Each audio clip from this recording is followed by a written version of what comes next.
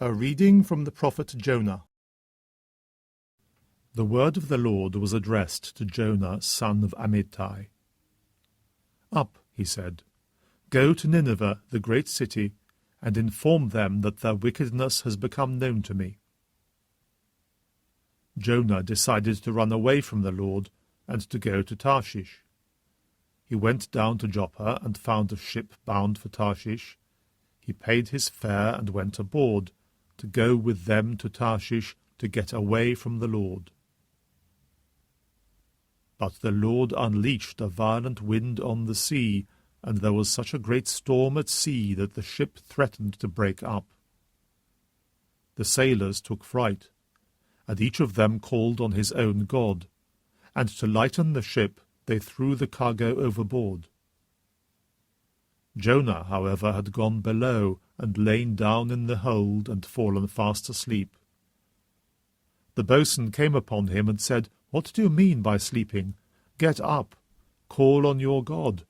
Perhaps he will spare us a thought and not leave us to die."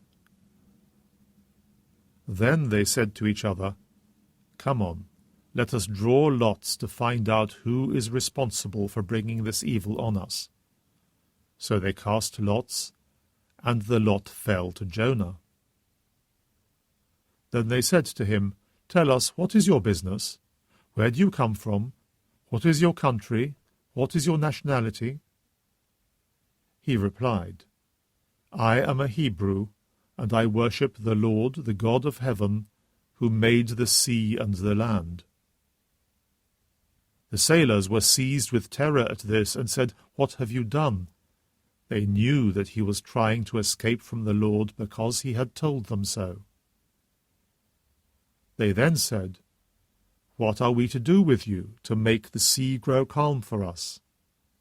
For the sea was growing rougher and rougher.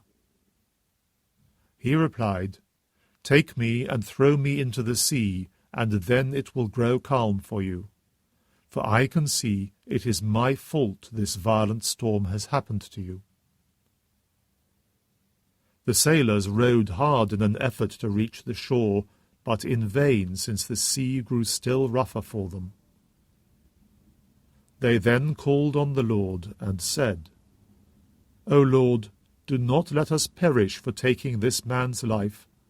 Do not hold us guilty of innocent blood. For you, the Lord, have acted as you have thought right." And taking hold of Jonah, they threw him into the sea, and the sea grew calm again. At this the men were seized with dread of the Lord. They offered a sacrifice to the Lord and made vows. The Lord had arranged that a great fish should be there to swallow Jonah. And Jonah remained in the belly of the fish for 3 days and 3 nights. The Lord spoke to the fish, which then vomited Jonah onto the shore. The Word of the Lord. A reading from the Holy Gospel according to Luke. There was a lawyer who, to disconcert Jesus, stood up and said to him, "Master, what must I do to inherit eternal life?" He said to him, "What is written in the law? What do you read there?" He replied, "You must love the Lord your God with all your heart, with all your soul, with all your strength, and with all your mind, and your neighbor as yourself." "You have answered right," said Jesus. "Do this, and life is yours." But the man was anxious to justify him and said to Jesus, "And who is my neighbor?"